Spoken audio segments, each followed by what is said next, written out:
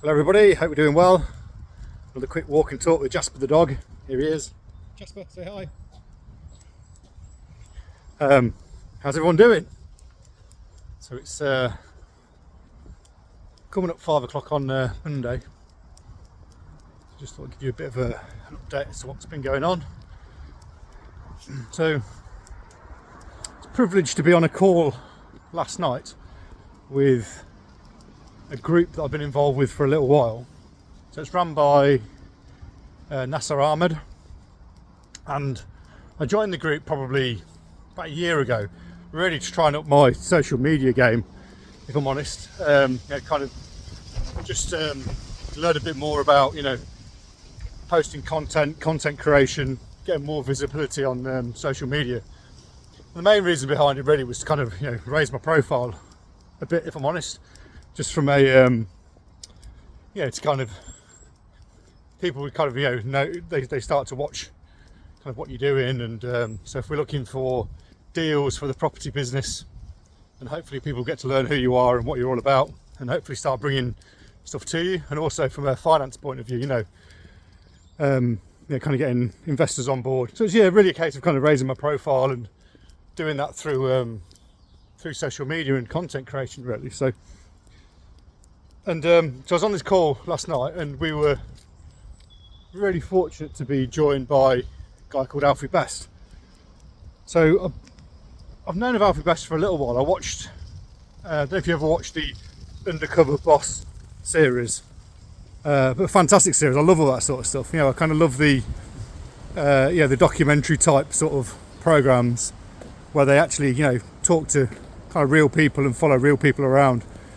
And the Undercover Boss series, I think it was an American series to start off with, but they brought one into the UK. So if you haven't seen it, look up, go onto YouTube and look up Undercover Boss, Alfie Best. Essentially, Alfie Best is officially a billionaire, and that's with a B, a billionaire.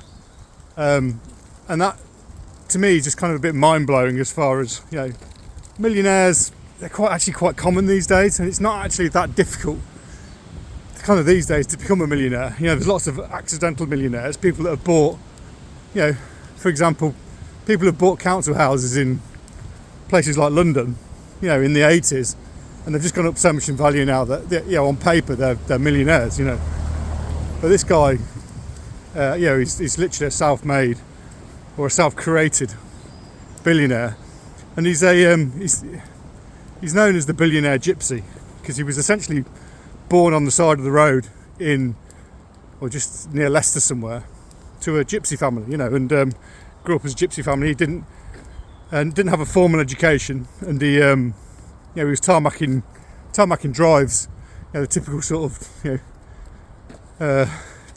of thing you would have thought gypsies do, go around tarmacking drives at the age of 12. And he was into telecoms early on, so he started mobile phone shops, eventually sold out of those, and then got into property. And really he's kind of built his fortune through property. And he now owns 119, or the company that he operates, Wildcrest Parks, owns 119 parks, mobile home parks around the world. And they've got about 16,000 residents in those parks. So he came on this call last night and shared some bit of wisdom, shared some thoughts and stuff with us. And he's such a humble guy. The thing that kind of came across to me was, he was sort of sat there going, look, effectively I'm a nobody. I'm not. This is what he was saying. I'm uneducated. I'm a nobody. I just. He just got his head down and grafted, and that's what I sort of take from it. He just worked and worked. And he said the key takeaway for me from it all was, he says, in order to be successful in business, essentially you need two things. And the two things he said was, you need consistency and persistency. So consistency and persistency. So you need to be consistent in what you're doing. So just doing the same thing over and over and over again, and it can get really boring. But that's actually what kind of what wins. It's the the successful people and successful business owners are the ones that become consistent at what they're doing and persistent. So that's essentially just never giving up. It's just you only fail when you stop doing, when you stop trying, essentially. So it's a case of just continually doing what you need to be doing. So, and then when you fail, just pick yourself back up and get on with it. Pick yourself back up and get on with it, and pick yourself back up and get on with it. And it was quite interesting listening to kind of what he was saying, because I know he's one of the other things that came through from me. I know he quite openly said he'd had a really tough week this week. He said something had really, he didn't share the detail of it, but he said something had really, got to his kind of, really cut to the bone with him. I guess, I don't know. Like I say, I wouldn't like to sort of guess what had happened, but he was, he was just sort of saying that something had happened, at this stage, and really kind of affected him this week. I think what he was essentially saying is that, but he still showed up for our call, and this is a call at 7 o'clock on a Sunday evening, when he's probably got 1,000,001 things, or even 1,000,001 things to be doing, probably more important, or would have more of an impact on his life than he would have on ours, But he'd made a commitment to us to be on this call, and I think he kind of appreciated the kind of how the expectation, I suppose, from us, and how Nassar had obviously arranged this call, and he spent a lot of time obviously advertising or marketing it and getting people onto the call. So for him, it could have been very easy just to turn around and go, "Sorry guys, this stuff's got to. I'm not holding this call." But obviously for us, I think he appreciated how important this call was. So whatever was on his mind, troubles he was going through, he just showed up and got on with it. And that's the second thing that I think kind of came out of that. And he said this is, you just got to keep showing up. Just keep showing up. Just keep putting the effort in. Put the consistent work in, and show up with the right positive sort of mindset. Because again, one of the other things that I took away from it is, you can either have what he called a poor man's mindset, which is, everything's going to go wrong, everybody's out to get me, all that sort of stuff. Or you can have a rich man's mindset, which is, where's the opportunity? Look for opportunities, everything. Yes, there's going to be some, there's some probably not very nice characters out there that are going to try and screw you over, but, for every one person that tries to screw you over, there's probably 100 people that want to see you succeed and want you to do well. So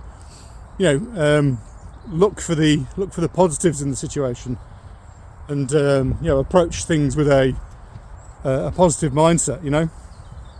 So those are some of my kind of key takeaways. So the consistency, the persistency, the having how you're showing up, making sure that you're showing up with the right mindset, and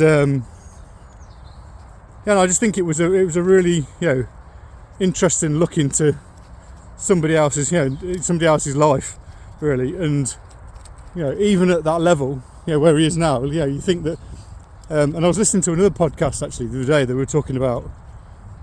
People think that when you get to be like a millionaire or even in Alfie's case a billionaire, all your problems kind of go away. Well, that's not actually true. The truth of the matter is, the more successful you become, the bigger problems that you get, because essentially you get paid for delivering value and for solving problems. And the bigger problems that you solve, the more value that you create, and the more you get paid, essentially.